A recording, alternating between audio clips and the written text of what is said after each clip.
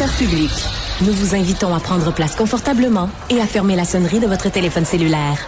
En cas d'incident, veuillez repérer les sorties de secours les plus près de vous.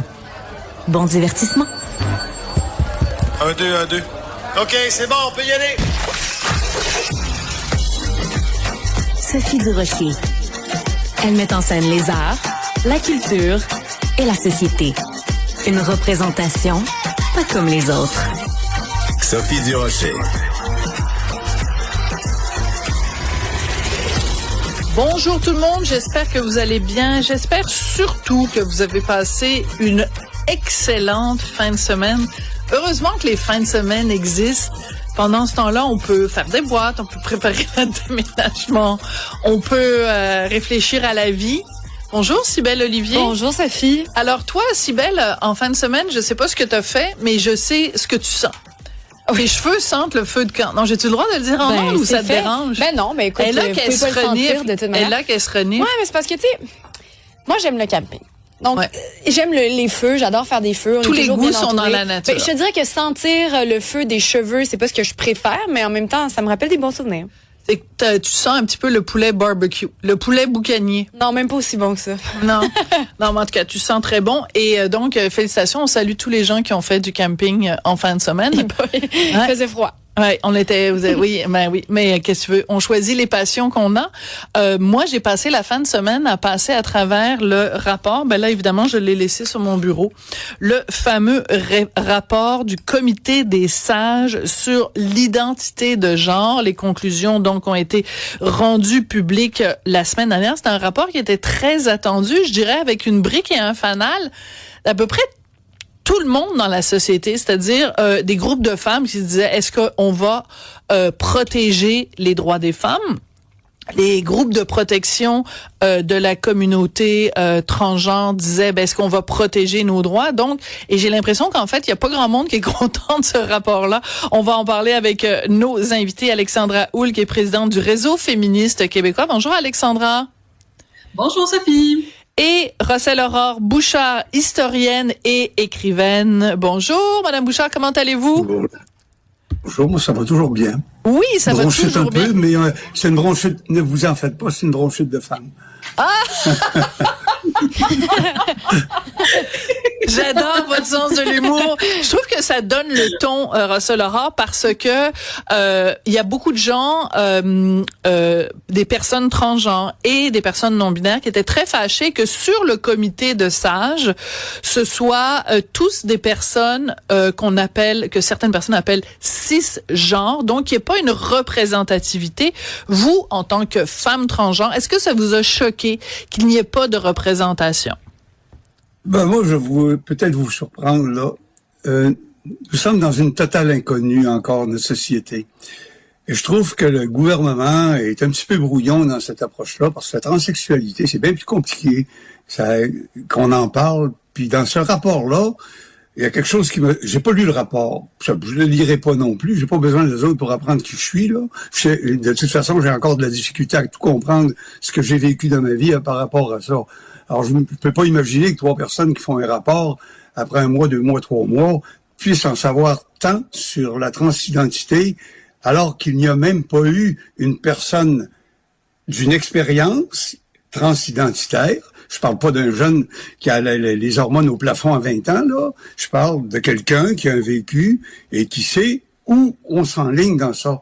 J'aurais aimé qu'une personne, je sais pas comme moi, peut-être que j'aurais dit non, mais une personne dans mon genre, une personne de genre Michel Blanc, qui est très intelligente, qui a un beau vécu, qui sait s'exprimer, puis qui est capable d'analyser sa situation à elle par rapport aux autres.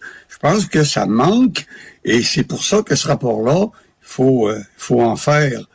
Écoutez, rien qu'une marche pour faire un autre rapport qui se tienne debout.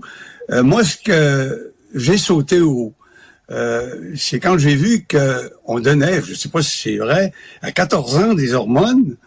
C'est l'affaire de fou si le gouvernement fait ça. Je peux pas comprendre que des médecins puissent accepter de donner des hormones, même des bloqueurs. Moi, je suis contre ça à 14 ans. Écoutez, t'es pas encore formé.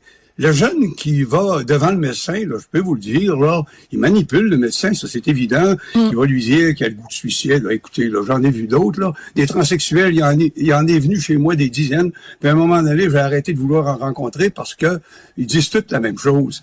Oui, il y en a qui sont en détresse solide et il faut venir en aide à ces gens-là, de vraie détresse où ces gens-là peuvent aller vraiment au suicide, peuvent encore faire de la violence envers autrui. Ça, ils le peuvent, tout dépend du caractère. Puis je vais vous renseigner de quelque chose que vous savez pas, puis que la commission ne sait pas. C'est que moi, je ai pris des hormones depuis 21 ans. Il y a 2 ans, j'ai été obligé d'arrêter. Savez-vous pourquoi? Parce que le bras gauche, durant la nuit, bougeait plus. Hey, je suis une personne en forme, je suis un athlète, là. Ouais. Je fume pas, j'ai jamais pris de drogue et ainsi de suite. Et à un moment donné, je me suis aperçu que j'avais mal aux jambes. Les jambes me levaient plus. J'étais plus capable d'aller me coucher. Et C'est intéressant. là, j'ai Donc, compris ça veut que dire... je m'en allais vers une phlébite. Ouais, ça veut J'ai dire compris que je pouvais avoir un ACV. Ouais. La prise C'est une affaire de d'hormones, fou. la Faut prise prendre attention d'hormones à ça. peut mener en effet à des problèmes de santé. Donc, Russell Aurore, je veux aussi parler à Alexandra Houle. Donc, vous, le rapport, vous l'avez lu. Vous m'avez envoyé quelques notes qui sont la position officielle du réseau féministe québécois. Vous l'aimez pas beaucoup, ce rapport-là. Et je rappelle qu'il a coûté quand même 350 000 $. Non, mais je parle à Alexandra. Oui, Alexandra. Oui. Oui, moi je l'ai lu. On est plusieurs à l'avoir lu. Et écoute, c'est 800 000 $ en fait qui a été investi. Oui, là, mais je parle en salaire. Oui. En salaire, c'est ça. C'est énorme. Je vais vous lire une phrase. C'est ce qui résume, à mon avis, le mieux le rapport. Là, c'est écrit dans la conclusion. Nous avons choisi de prioriser les personnes avant les idées. OK. Oui, faut rappeler que le mandat de ce comité-là, c'était d'évaluer les politiques qui ont été votées dans les dernières années par rapport aux droits des personnes trans. Autant on parle de toutes les procédures dans les écoles, au niveau de la santé, la médecine, c'était supposé être un travail d'évaluation de la situation au Québec, de ce qui se fait ailleurs, puis d'amener des recommandations. Là, on a un rapport de suggestions molles, si je peux me permettre de les nommer comme ça, qui, très honnêtement, personne n'est gagnant. Les femmes sont pas gagnantes, les parents d'enfants trans sont pas gagnants, les personnes trans ne le sont pas non plus, à mon avis, parce que nous, on s'attendait vraiment à quelque chose qui était solide, avec des analyses vraiment solides, avec des faits. Puis là, ce qu'on voit, c'est que le comité a l'air d'avoir bu le Kool-Aid un peu des groupes militants, puis sont allés dans leur sens. Ils ont écouté les groupes qui étaient pas d'accord, mais il y a vraiment un biais dans le rapport. Dans le 215 pages, j'ai de la misère à croire qu'on en soit à ce résultat-là, qui en fait n'aide personne. On n'avance nulle part. Ni pour les femmes, ni pour les enfants, ni pour les homosexuels, ni pour les personnes trans. Là. On est vraiment... pour moi, c'est de l'argent qu'on a jeté aux fenêtres, là. Oui, Russell Aurore Bouchard, comment vous réagissez à ce que dit Alexandra? Moi, comment je réagis, c'est qu'ils savent même pas ce qui se passe dans la tête d'une trans. Je vais vous dire, moi, tantôt, j'avais commencé à vous dire que j'ai été 21 ans, depuis 21 ans que j'ai pris des hormones. J'en ai pris pendant 19 ans. J'avais un caractère avant de prendre mes hormones. J'avais une personnalité avant de prendre mes hormones. J'avais une biologie d'homme avant de prendre mes hormones. Et j'avais une intelligence aussi avant de prendre mes hormones et des pulsions avant de prendre mes hormones. Il n'y a rien de tout ça de changé, là. Après 19 ans d'hormonothérapie, là. Alors, quand on prend un bonhomme qui a déjà été jugé coupable d'avoir agressé une femme et qui, pendant qu'il est en prison, fait une transformation de sexe et qu'on s'en va le mettre dans une prison pour femmes, là, mais on est en train de mettre les femmes en danger parce qu'il n'a pas changé ses pulsions. Ça, vous pouvez être certain qu'il n'a pas changé ses pulsions. Il a exactement ce qu'il avait dans la tête. S'il y avait des dents carriées, il va avoir encore des dents carriées. Très intéressant ce que vous dites, Russell Aurore, parce que Alexandra, c'est un des points de contention lesquels vous aimez pas le rapport. C'est que, par exemple, sur la présence de personnes transgenres dans les prisons pour femmes, le rapport est mou, puis il dit, en fait, il faudrait surtout pas qu'on refuse à trop de monde d'aller dans des prisons pour femmes. C'est incroyable. Oui, c'est incroyable. Ça va même plus loin que ça. On se fie à 100% à l'auto-identification. On prend la peine de recommander qu'il faut surtout pas trop en refuser malgré tous les facteurs de dangerosité. Puis il y a une espèce de chose que j'ai trouvé assez surréelle, c'est une espèce, il compare pour évaluer, parce qu'il demande d'évaluer la sincérité de la personne. Ouais. Là, on parle de criminels, OK? Puis on en a parlé, je crois, la semaine dernière, là, du portrait type de la majorité de ceux qui étaient transférés. C'est des tueurs, c'est des meurtriers, des nécrophiles. Écoute, c'est pas monsieur, madame, tout le monde. C'est des gens qui ont des portraits vraiment particuliers. Et là, on demande le degré de sincérité pour l'évaluer, et pour être capable d'évaluer, on se réfère à la charte, à la façon qu'on peut évaluer les croyances religieuses des gens, la sincérité d'une croyance religieuse. Si pour moi, c'est totalement aberrant. Ben oui, pour moi aussi. Ce n'est pas une croyance, je crois, là, ce que les personnes trans, comme Madame Bouchard vit, tu sais, c'est pas... c'est pas une idéologie, là, c'est une réalité ou pas. Non, mais c'est ça, c'est qu'on dit, c'est-à-dire qu'on le sait que pour avoir un accommodement religieux, on dit à la personne, est-ce que tu es vraiment sincèrement, tu sais, je veux dire, est-ce que tu es sincèrement bouddhiste, sincèrement catholique, sincèrement ci, puis ça, c'est un ressenti. Mais là, on dit, tu vas aller dans une prison pour femmes, t'as juste à nous dire, tu te sens vraiment, réellement, sincèrement comme une femme. Puis comme vous le dites, Alexandra, on parle de gens qui sont des criminels, donc quelle est la foi de leur sincérité, quelle est la profondeur. Alors, il y a une chose sur laquelle je vais vous entendre tous les deux, c'est que évidemment, Alexandra, ça vous touche de plein fouet, c'est la question la façon de l'attitude qu'on a par rapport aux jeunes qui voudraient faire une transition de genre, les parents qui posent des questions, les parents qui ont des réticences. Le rapport semble dire que ce sont des gens conservateurs, ignorants, puis même un petit peu intolérants, ce monde-là. Comment se fait qu'ils posent des questions sur les transitions de genre de leur enfant? C'est un peu bizarre comme attitude. Si vous me permettez. Oui. Ah oui, allez. Moi, je m'excuse, madame. Si vous me permettez, moi, j'ai pris une attitude avec mon épouse et ma famille. C'est que je leur ai dit, écoutez, là, il faut comprendre que personne ne va à la même vitesse. Il y a des gens qui avanceront jamais, il y a des gens qui sont déjà très loin, puis il y a des gens qui avancent à un rythme régulier. Alors moi, j'ai été attaqué 6-7 fois. Je sais c'est quoi, là? Une femme qui se fait poursuivre par un maniaque, qui te fait des téléphones, puis j'ai connu ça, là. Mm-hmm.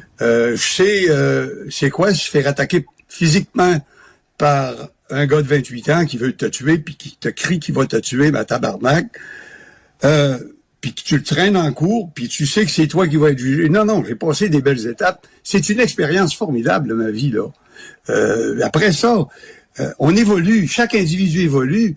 Moi, ce que je percevais, tout le brouhaha, là, tout le capharnaüm que j'ai vécu quand j'ai commencé ma transition, là, ça s'est calmé, mais ça a pris des années. Il faut avoir une tête pour être capable de passer à travers la transition. Voilà. Est-ce que c'est bien évalué? Est-ce qu'on a évalué la pseudo-transidentité comme on le fait chez les hermaphrodites? On a les vrais hermaphrodites, les pseudo... Les intersexes. Pourquoi est-ce qu'on fait pas ça chez la transidentité? Mais oui, donc Alexandra, dans le rapport, on porte quand même des jugements assez particuliers sur les parents qui sont réticents ou qui posent des questions, qui remettent en question la transidentité justement de leurs jeunes. Oui, en fait, ce qui est la façon qu'on dépeint les parents qui se posent des questions. Puis là, on parle pas même pas de parents qui jugent. Là, on parle de parents qui posent des questions aux professionnels de la santé ou aux parents qui apprennent que leur enfant a changé d'identité de genre puis qu'ils sont les derniers de l'école à avoir été mis au courant. Je veux dire, le rapport de la façon qui est faite, c'est que si les parents adhèrent pas au protocole que l'école peut avoir mis en place pour la transition sociale de leur enfant, il y a la possibilité qu'on appelle la DPJ. Tu sais, c'est quand même pas, c'est pas anodin, c'est pas rien. Puis j'ai la misère à voir comment on peut vraiment parler de comment les parents peuvent vraiment exprimer leurs besoins, puis essayer de comprendre qu'est-ce qui se passe aussi. Tu sais, moi dans ma tête, les parents c'est l'expert numéro 1 de leurs propres enfants là. Tu sais, je veux dire, ils les connaissent depuis qu'ils sont nés et c'est normal de poser des questions. Tu sais, si ton enfant a des antécédents d'automutilation ou qu'il est autiste ou qu'il a des antécédents de santé mentale avant de commencer sa transition, le parent a le droit de se poser des questions puis de faire, écoute, mon enfant est anorexique, si ça. Êtes-vous vraiment certain que c'est ça?